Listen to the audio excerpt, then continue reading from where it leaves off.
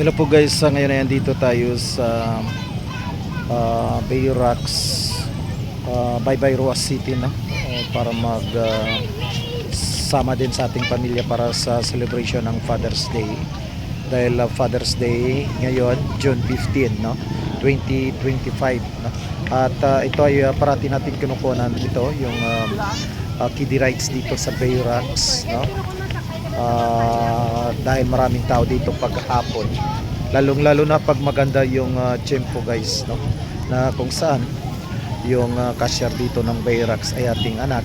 So andyan yung kanilang cashier area, no? Sa lahat ng mga sumasakay dyan, so kumukuha ng ticket dyan, no? Yung one of the cashier there is my daughter, no? At ito nga, no, yung mga tao sa paligid ng Bay Rocks, no? So mag sunset na maya-maya, no? Ang ganda ng araw na magko-close na maya-maya. Yan, no? Natutukan natin. It will go sunset, no? So andyan, no? Yung tinutukan natin yung bye-bye, no? Yung kagandahan ng dagat dito, no? Sa harap ng Bay Rocks. Ayan po. Sa unahan, no, makita natin yung iba't ibang mga rides, no? Water rides din ng Bay Rocks. Hindi lang dito sa itaas yung rides nila, kundi sa ilalim mismo, no?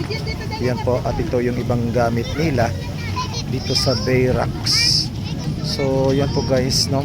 Makita natin maraming tao dito dahil nga nag-celebrate din sa Father's Day sa June 15, no?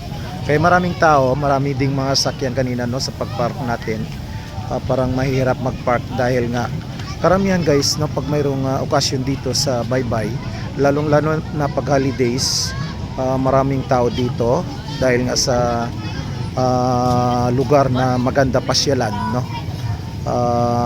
Katabi ng Bay Rocks ay ang dagat na kung saan maraming nag-swimming, especially this time, no, from 4 PM to 7 PM, no, marami ding nag-enjoy dyan, no? Kahit yung ibang mga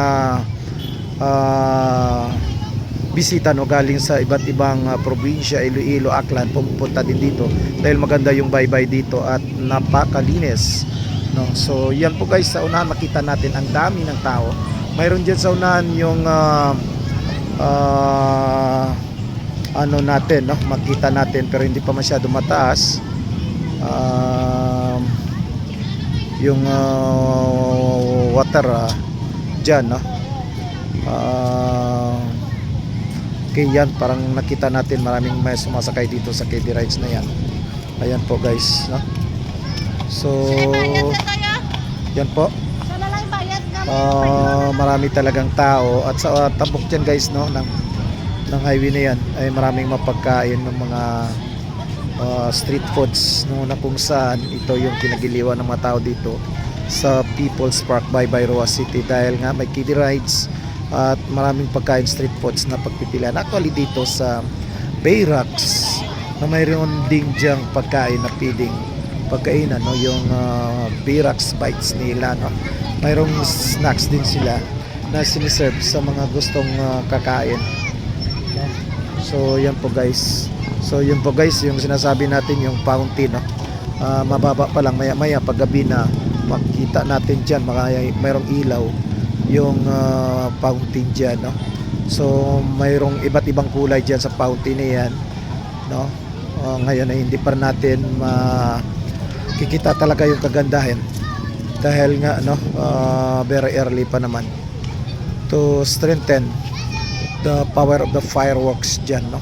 Sa kabilang isla guys ay merong small islands yan, yung makikita natin, no? Yun ang tinatawag na Mantalinga. Yan po guys, no?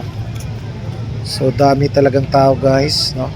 Yun yung sunset, parang malapit na lang, no, magkadikit yung sun, no, sa lupa at sa dagat, no.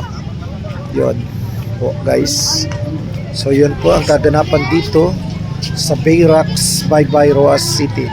Sa daming tao na namamasyal dito at yung iba, lalong-lalo na yung mga bata ay sumasakay dyan.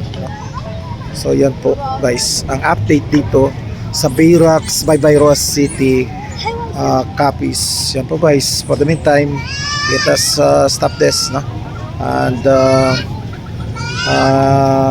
please watch my other videos, and please subscribe for those who have not yet subscribed it, and hit the notification bell for all so that you will be updated of my next videos. Bye bye guys, good evening.